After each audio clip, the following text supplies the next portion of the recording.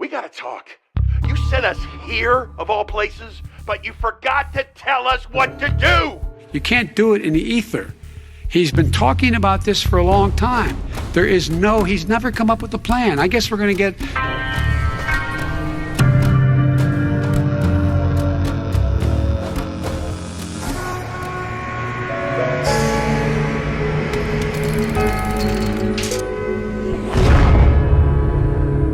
What's going on, everybody? This is dkdynamite, and tonight what I have for you guys is a massive video. We're going to be talking about DLC Zombies maps with evidence in-game to support it, new information from Treyarch, and even a big breakdown of everything you're going to see gameplay-wise within Black Ops Cold War Zombies. Definitely stay tuned, and also as a reminder, nothing that is shown or heard in this video will be copyright protected. This video does fall under fair use, and the source is of course Activision, considering it's their game, but I'll be taking legal action against anybody who falsely and illegally copyright strikes this video. Now, before I jump into the new information, be sure to hit that subscribe button down below, and also let me know in the comments what kind of zombies map do you want to see within the Black Ops Cold War Zombies season. Do you want to see a specific remake, or do you want to see a location that we just haven't seen before within the Aether storyline? Let me know your thoughts down below. But in case you guys still had any doubts, this Samantha Maxis is the woman in the Maschine intro, say no more, because Treyarch themselves confirmed it just a couple of hours ago. And even with the confirmation, there are still people out there doubting that it is Samantha Maxis, but we have a very clear character bio for Samantha. So as it officially says, now in her early 30s, Samantha's intelligence, fearlessness, and fluency with languages led her to a career in covert operations as an agent of the West German BND intelligence agency. However, the events of Black Ops Cold War led her to go rogue as she attempts to stop the zombie outbreaks unleashed by the events at Project End Station. Her knee-high boots, leather coat, and silk scarf are stylish yet practical, as Sam is above all capable, self-reliant, and no-nonsense, despite her dry wit and gallows humor. So there you have it. Treyarch was promoting some actual cosplays for characters like Weaver and Samantha. I'll have it linked down below in the description. But there you have it. If anybody was still in doubt, just send them the character bio. It was officially posted by Treyarch. But when it comes to DLC maps in Black Ops Cold War, we did clearly see on the computer screens in front of Weaver, within the Maschine intro, a number of different locations that include Vietnam, the Ural Mountains, even Berlin, but new information from several inside sources have confirmed that the DLC season will look like the following. DLC 1 will be Vietnam, DLC 2 will be the Ural Mountains, DLC 3 will be Berlin, which is speculated to be some type of Keener the Toten remake, probably similar to how Nacht was heavily expanded upon within Die Maschine. We may see similar treatment to Kino, where maybe the town outside of the theater is playable, and DLC 4 is being codenamed Giant, which is speculated to be some type of Der Reese remake. Again, that's just speculation, but the way the DLC season is currently structured does have me kind of intrigued, and it's kind of like Black Ops 3, how we essentially knew where we were going with each DLC. It was just a matter of time before they actually revealed it, but at least in the Die Maschine intro, they kind of give away the locations we are going to be going to, which is great. We kind of have an idea of where we're going, but now it's up to speculating exactly how these locations will turn into zombies maps. But also, I know people out there were expecting a Vietnam celebrity map for release. That's been rumored for a while too, and you know what? It's still possible that maybe when you beat the Easter egg on Die Maschine, or when you finish the campaign, it'll throw you into another zombies map that will be a surprise and won't be announced with marketing. That is always possible, but if this DLC season stays correct and is up-to-date information, then that's kind of how it's looking right now. And in terms of a celebrity crew, that's always plausible, considering Treyarch has had one in every Black Ops game, for zombies that is, so wouldn't be surprised to see celebrity characters added in a future map, with the option of still being able to play as any operator you want. Now, when it comes to wonder weapons on Die Maschine, we have the DIE, codenamed Die, essentially the Kraken from Black Ops 4 with 4 different ammo types. So it's looking like we're going to be seeing elemental abilities again with this main wonder weapon, and we saw a glimpse of the weapon in the Die Maschine reveal, obviously. There's apparently a Nitro Stream, Particle Beam, Plasma Ball, and Gas Cloud variant of this wonder weapon. So I don't mind elemental wonder weapons. I think Treyarch has done a good job balancing which maps have those and which maps don't, just to kind of distinguish different gameplay on each of the maps, so we'll see how it turns out. Now, you do need to hold in fire button to suck up zombie souls to get essence for ammo, so it could essentially be one of those wonder weapons that technically has unlimited ammo as long as you use it correctly, and it's kind of like the jet gun. So think of this as a revamped jet gun of some sort. Now, when it comes to the Dark Aether, if you guys are still confused as to how it's going to actually work on the map, so you have to hit 2 terminals to turn on the Maschine near the center of the map. Then you can go into the Dark Aether portal where you find pieces for the Pack-a-Punch. Now, Pack-a-Punch is broken up because it was sent to the Dark Aether at the end of tag and was broken into a number of different parts. You come back out of the Dark Aether portal and build it. Now, the portal then moves around the map, and when the portal moves around the map, it's essentially where Pack-a-Punch is going to be. So yes, Pap seems to be moving around the map just like it has in other zombies maps in the past. You can Pack-a-Punch up to 3 times for max damage and for double tap, essentially. I should say double tap 2.0, and Treyarch has aimed to make every weapon the exact same after you pack it a few times, similar in effectiveness that is, just so that there isn't, 2-3 weapons that everybody's always using. They made it to where if you want to use a certain weapon on high rounds, you can, if you just Pack-a-Punch correctly and put on the right setup. Now, Pack-a-Punch also now lets you choose your AAT. You won't have to just keep randomly packing in and out to see what you get. You can literally select it with a menu on your screen, which solves so many problems, especially if you have to use a certain AAT for the Easter egg. Now, characters that get trapped inside of the Dark Aether do say that they feel like they're in hell, there's no way out, there are some weird mystic creatures inside of the Dark Aether, and it's also been said that people that get stuck in there usually come out looking demented, which lines up with the fact that we are going to be seeing some very creepy and demented looking elemental zombies over on Maschine. So that raises the question, if Victis is still stuck in there, will they eventually come out looking the same as their human form, or will they look like some demented monsters that we have to end up fighting? That is definitely a good question, but there's also been word of lost souls within the Dark Aether, so Victis definitely fits the bill as lost souls. And as you guys remember, we also have that radio over on Classified that was never followed up on. Take a listen. Is this thing on? Richtofen! Hey, Richtofen! Been gone from my head a really long time. I gotta be honest, I'm freaking out a bit, man. It's so quiet. We gotta talk. You sent us here, of all places, but you forgot to tell us what to do. It's dark, it's damp, it's just really filthy. I think the roaches are crawling with roaches. Find out what the we're supposed to be doing! So it definitely sounds like Stuhlinger is describing the Dark Aether, and he does sound confused since he wasn't sure why they were betrayed at the end of the Tagliatelle and Easter egg, so either that radio was a part of some type of scrapped ending for Black Ops 4, or it was foreshadowing the future when Craig Houston might pull them back into the story for a new purpose. I mean, he didn't kill them off for a certain reason at the end of Tag, he just sent them to the Dark Aether, so their return is almost inevitable and could explain how we end up seeing remakes of Transit, Diaries, and Buried at some point later on in the season. Now, don't forget, we also have these weird shots of Misty and Stuhlinger from the Alpha Omega intro, and ever since we solved the Tagliatelle and Easter egg, I've always looked back at this and I'm like, what is this? Where are they? Why do they look so scared and so shocked?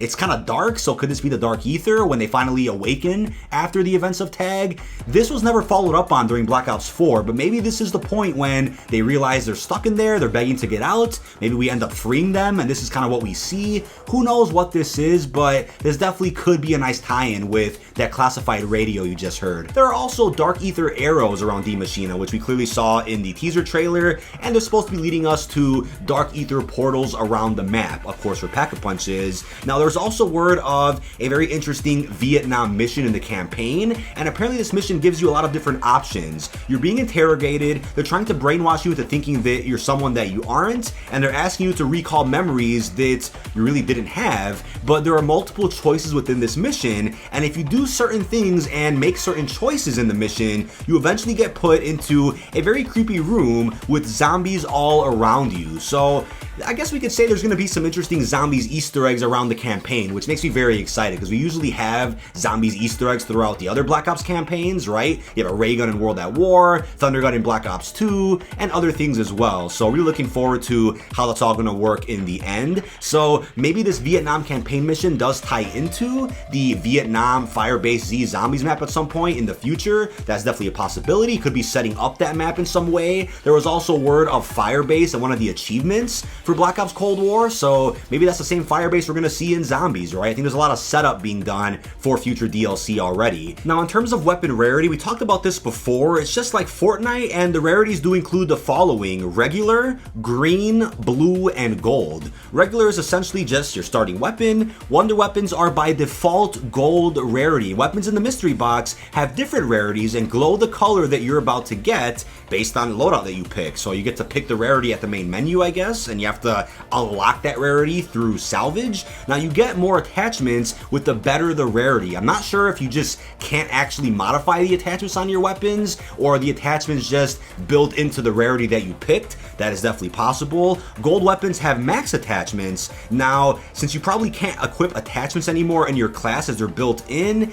maybe that's just how the upgrade system works. It kind of encourages you to just grind the game, get enough salvage to eventually upgrade your weapon rarity. So we'll just have to wait and see how the salvage does work. Again, there seems to be a lot of different actual currencies in Black Ops Cold War Zombies. There's salvage, runes, crystals, all these different systems. So let's just see how they all work at launch, and let's see if any of this information does stay true or if it gets changed before release. Now, when it comes to the perks, when you actually upgrade your perks, it does change the look of the actual perk machines. So we could assume that when you first spawn in, the perk machines look like their classic counterparts from past Zombies maps in Aether, but then when you upgrade the machines, they'll look more like the modified versions that we see in the Die Maschine reveal trailer. There's also a Der Wonder Fizz, and it's being said that you can actually pick the perk you want from the Wonder Fizz through a menu that pops up instead of relying on RNG, which I think is great, but there isn't much of a point of Wonder Fizz on Die Maschine considering the 6 perks all have physical machines on the map. But maybe this is going to be more useful for the future when new perks are added in, and that'll be how you access those new perks on previous Zombies maps, and you could obviously save a little bit of money by using Wonder Fizz. So we'll have to just wait and see how they're going to utilize the Wonder Fizz on some of the upcoming maps. But now when it comes to the perk upgrades, we do have details on what all the upgrades are. There are 3 upgrades per perk, but these aren't in any necessary order. We're not sure what they are from least to greatest, but here we have it with Stamina Up. There are upgrades to walk faster with ADS, be immune to fall damage, and reduce movement in pair effects. Again, not sure what order these upgrades are in and where you have to start with, but for Elemental Pop, this perk of course gives you a chance of random AAT on hit. Kind of sounds like a bit of a useless perk since you have pack punch to do that anyway, but could be like Change Choose from Infinite Warfare Zombies, if you guys know what that is. Now, the upgrades for this include Reduce AAT cooldown. AAT uses current upgrade tier instead of base, not sure what that means, and the other one is Equipment can now have the AAT occur. Again, we'll see what this actually means when the game drops, but Elemental Pop does sound pretty cool, but it seems like you kind of have to upgrade it to make it useful. Now with Juggernog, you of course increase your health by 50 when you buy it, but the upgrades include armor plates, which give you more armor. Another upgrade is Reduce status effects duration, and the other upgrade is Increase health by 100 more. So you guys probably saw information from a very certain individual who said that Zombies is a lot like Warzone this time around, and I think by saying that, we're just talking about health as of right now, and I'm not really surprised. Warzone is probably the most successful aspect of Call of Duty right now, so it makes sense that they're gonna throw in things from Warzone to entice more players to try the Zombies mode. And I guess with that being said, armor is just something extra to Juggernog. Armor is not replacing Juggernog, but hopefully if Zombies are balanced, especially the elemental zombies, you won't need to upgrade Jug to actually enjoy the game. But if the enemies are really tough and high rounds get really difficult, then maybe you're gonna be forced to upgrade Jug as much as possible just to have a good time, but we'll have to see. Now, also on the topic of armor, you do get armor by killing zombies, and there's loot crates that sit around the map, and we do see armor drop from zombies in the actual trailer, so we have to find out what the difference is between the armor that drops from zombies and from loot crates versus the armor that I guess you build into Juggernog when you upgrade it. So maybe it's just a system where it's like, alright, if you upgrade Juggernog, you have some extra armor, you know, right when you buy the perk. But if you don't want to upgrade your Jug, you can still still get armor by killing zombies, finding loot around the map. You can have up to 3 armor pieces, so theoretically could take around 10 hits from a zombie with fully upgraded jug and armor, and again, we'll just see how they balance this, but sounds just like Warzone to me. Now, when it comes to Speed Cola, you guys know what this does, but the upgrades include an even faster reload, field upgrades recharge faster, and swap weapons even faster. Again, not sure what the order is on those upgrades, but sounds like it really enhances Speed Cola. Now, for Deadshot Daiquiri, you know, it just allows you to aim directly at the head, no sway, but the upgrades include reducing hipfire spread, higher damage to armored enemies, and damage fall off decreased. So, I guess you could say some perks from Black Ops 4 and some of those modifiers are kind of being incorporated into some of these perk upgrades into Black Ops Cold War Zombies. Now, for Quick Revive, the perk does sound very similar to its Black Ops 4 counterpart. You get faster health regen on your own, and obviously faster revive time in multiplayer, but it also gives you a physical self-revive stim shot, which is probably going to look like the same syringe we have in Warzone when you use a stim shot, but the upgrades do include the following: crawl faster when down, start to regen health even faster, and go to full health after a successful revive. So again, not sure what the order is of these upgrades, but they still sound fairly overpowered. Now, apparently there's also self-revive stim shots you can find through the loot boxes around the map. We saw a glimpse of these loot boxes in the first look at the Maschine, but maybe these self-revive stim shots do fall randomly from killing zombies. I'm just not sure, but in all, this is great news because let's give an example with Juggernaut. If you choose not to upgrade Juggernaut to get more armor, you can still find armor just by playing the Maschine and relying on RNG to get it from killing zombies or finding it from loot boxes. Another example is if you choose not to upgrade Quick Revive to get more stim shots, you can still find more stim shot self-revives just by playing through the map. They probably drop from zombies or you have to find them through loot boxes. So it's cool that you get a taste of what these upgrades are like just by playing the map. So also, it was said before there used to be 5 upgrade tiers for each of the perks, but now there's just 3 as I listed. So maybe they're saving more for post-launch updates, or they figured 5 was too many and 3 is the sweet spot for perk upgrades, just to ensure that you're not too overpowered when playing the Maschine. Now, Aetherium crystals are the new liquid divinium. Now, instead of using the liquid divinium to make gobblegums, in this case, you're going to be using Aetherium crystals to get runes. Now, the runes are just like teeth from Extinction, to where you can use the runes to get some permanent upgrades for your class, which I think really increases replayability because some of these rune abilities might take a lot of grinding to actually unlock, which means people are going to be playing a lot more zombies to eventually get as overpowered as possible. Now, when it comes to the ammo mods and AATs, there are also upgrade tiers for the AATs themselves. Again, subject to change, but this is a lot. Now, when it comes to Cryo Freeze, you obviously have frost damage to slow your enemies, but the upgrades include enemies get slowed even more, they take more damage, and slower duration for the zombies themselves. Now, we then have Deadwire. You get electric damage on the actual enemies, which stuns them, but the upgrades include longer stun, double damage, and can chain the effect to even more enemies, probably like a Wonder Waffle. Now, for Napalm Burst, it's obviously fire damage on zombies, which burns them. The upgrades include increased effect duration and more damage and something else that I can't really read. Now, for Brain Rot, obviously turns a zombie into an ally. The upgrades include exploding on death, double damage, and increased duration of the turn zombie. So we used to hear about Plasmatic Burst. Not sure if that's still a thing or an AAT, or if this was renamed to Napalm Burst. We'll just have to wait and see, but there's a lot to upgrade here. Now, for field upgrades, aka Specialist, we have the Aether Shroud, which allows you to hide from enemies. You saw this in the first look at the Maschine. You got upgrades that include increased duration, teleport forward a bit, and instantly reload your weapon. We then have Frost Blast, which is kind of like a wind blast of frost damage and slows zombies down as well. The upgrades include lasting longer, carrying a second charge, and double the size of damage on blast. We then have a Healing Aura, which allows you to heal yourself and teammates to full health within a certain area. The upgrades include all players gain a short regen healing effect, you can knock down enemies nearby by stunning them, and you also get revives allies in a certain area completely. So we then have the Ring of Fire, and it's a ring that shows up and boosts damage for everybody inside the ring. The upgrades include double burning effects, ammo is taken from the stock in ring, and ring blocks projectiles. So that's crazy. We then have an Energy Mine, which is like a proximity mine for multiplayer. The upgrades include double blast size, 2 explosions instead of 1, and carry 3 charges.